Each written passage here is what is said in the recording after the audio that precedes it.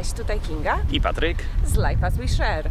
Nadal jesteśmy w Egipcie, odkrywamy ten kraj każdego dnia, a swoimi przemyśleniami dzielimy się z Wami na naszych kanałach social media. Nie inaczej będzie i tym razem podczas naszej małej wycieczki do El Guny.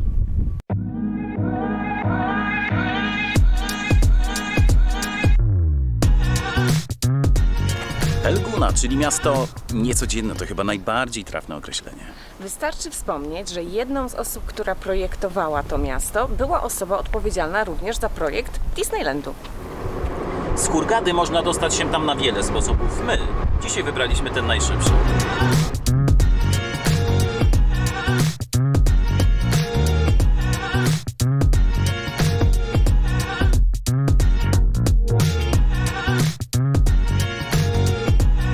Wiele o tym miejscu czytałem, wiele o tym miejscu słyszałem i długo zastanawiałem się, czy będę się tutaj czuł jak w troszeczkę większym kompleksie hotelowym, czy też może poczuję się tutaj jak w prawdziwym miasteczku. El Guna posiada własną marinę, starówkę, osiedla mieszkalne oraz komunikację w postaci tuk-tuków.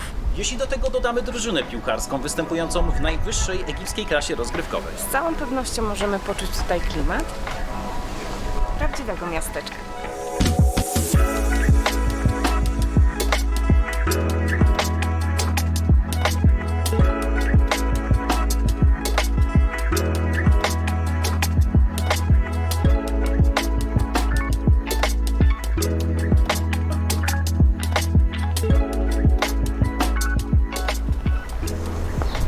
Wiesz, naprawdę fajne jest to, że nikt nas tutaj nie zaczepia ani nie próbuje nam nic sprzedać. Tak, zdecydowanie.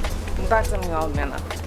Do egipskiej Wenecji, bo tak właśnie zwykło się mawiać, możecie dojechać autobusem z Daharu za równowartość 4 polskich złotych. Lub tak jak my pójść na łatwiznę i podjechać tu taksóweczką za 35 zł. Na miejscu musicie być gotowi na znacznie wyższe ceny niż te, do których przyzwyczailiście się w Hurgadzie. Koszt obiadów czy napoju jest tutaj średnio od 2 do 3 razy wyższy.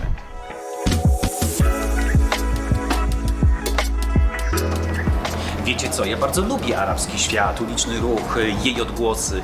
Jednak ta cisza i spokój, jakie tutaj panują, pozwalają mi się zrelaksować. Potrzebowałem tego.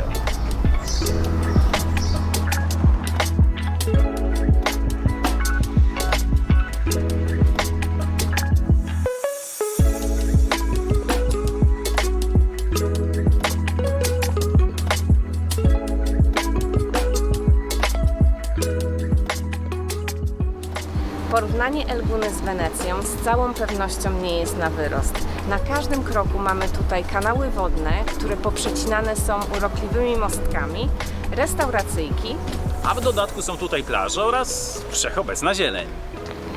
i pomimo wspomnianych wyższych cen, wciąż jest tutaj o wiele taniej.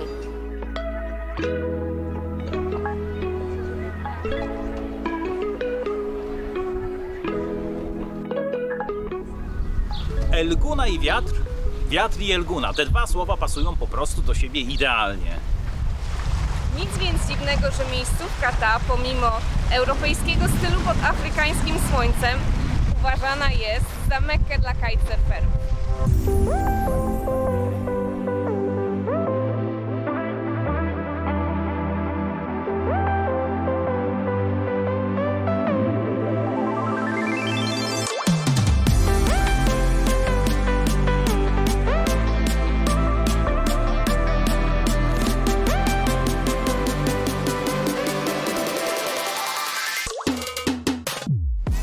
Znajdziemy tutaj kursy kitesurferowe dla każdego i niemal w każdym języku, w tym również w języku polskim.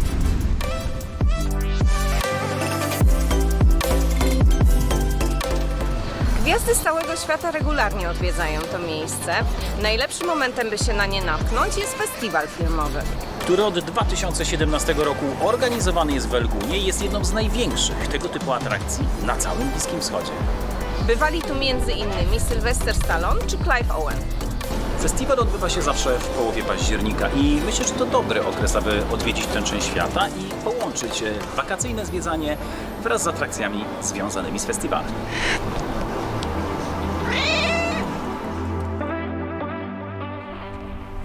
Niewątpliwą zaletą tego miejsca jest jego czystość. Kiedy spędzicie w Egipcie nieco więcej czasu, tak jak chociażby my, zatęsknicie za porządkiem na ulicach, wszechobecną zielenią, ciszą oraz spokojem.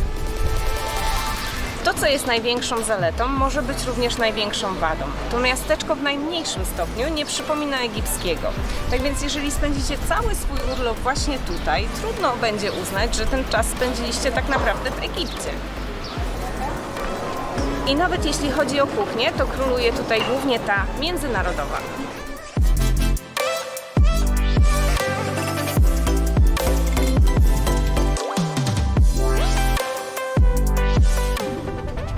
El Gouna to zdecydowanie świetne miejsce na spędzanie wakacji i jak na Egipt przystało, sezon wakacyjny trwa tutaj 12 miesięcy. Jeśli natomiast nastawiacie się na zwiedzanie kraju, a nie tylko błogie lenistwo, to nie wiem, czy jest to miejsce dla Was. Po więcej podróżniczych inspiracji związanych nie tylko z Egiptem, zapraszamy na nasze kanały social media, które widzicie poniżej.